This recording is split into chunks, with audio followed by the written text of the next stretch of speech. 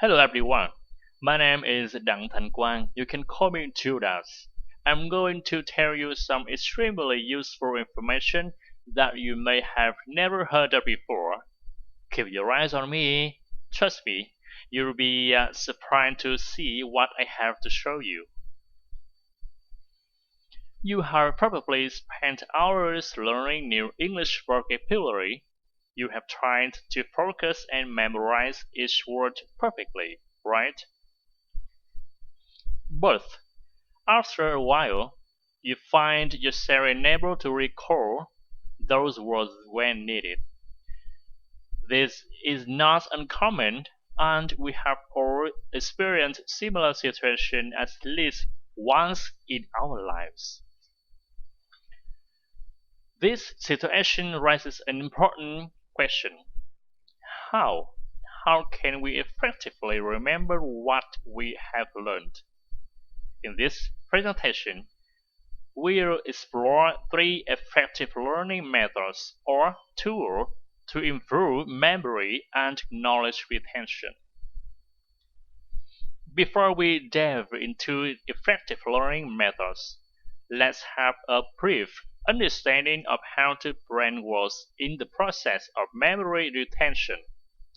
Our brain is a complex system consisting of billions of neurons and connections between them. When we learn, these connections are activated and form a network of information. During the learning process, neurons create new connections and strengthen existing ones. This is called consolidation, and it is the fundamental mechanisms of the brain to remember information. However, the brain also tends to forget information if it isn't activated or repeated. The first tool I want to introduce to you is mind map. Mind map is a learning and thinking tool developed by the British psychologist Tony Buzan. It uses images, models, and words to organize information in a way that reflects how the brain works. Mind maps help activate both hemispheres of the brain and create strong connection between ideas and concepts. We can apply mind maps in learning English grammar. For example, learning about tenses, sentence structure, or nouns.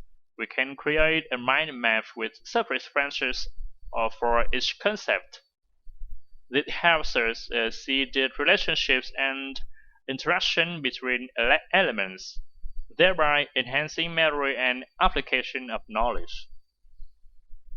The next tool I want to mention is spaced repetition. Spaced repetition is a method based on the research of Herman Ebbinghaus. He's demonstrated that we can remember information better and for a longer time if we regularly review it with intervals. Instead of continuous learning or one-time study without reviewing, we establish a cycle: study, rest, study. The fundamental idea of spaced repetition is to repeat information according to calculated schedule to optimize the memory process.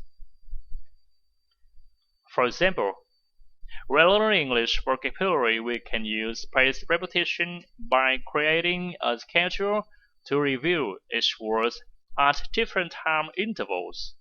The first review is immediately after learning, then after a short period, followed by a longer period. This process helps reinforce knowledge and prevent forgetting important information. The final tool I want to suggest to you is active recall. Active recall is a learning method that focuses on challenging ourselves to retrieve information from memory. It was developed by the American psychologist Francis Pleasant Robinson. Instead of simply reading or listening to information, we need to create opportunities for the brain to retrieve information from memory. For example, when learning English, we can use active recall by asking ourselves questions about vocabulary, grammar, or related concepts. Then, we try to answer the questions without looking at the study material. This process creates a mechanism for re-exploration and strengthens knowledge. In summary, mind math, space repetition, and active recall are three effective learning methods that have been researched and proven to enhance memory and knowledge retention. By applying them, we can tap into the potential of our brains and become smart learners. Through the application of mind math, space repetition, and active recall, we can unlock the potential of our brains and experience better learning.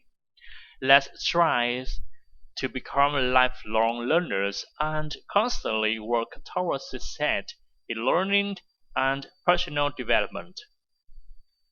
Remember the words of Albert Einstein. It's not that I'm so smart, it's just that I stay with problem longer, so let's apply effective learning methods and become lifelong learners. Thank you for listening. Goodbye.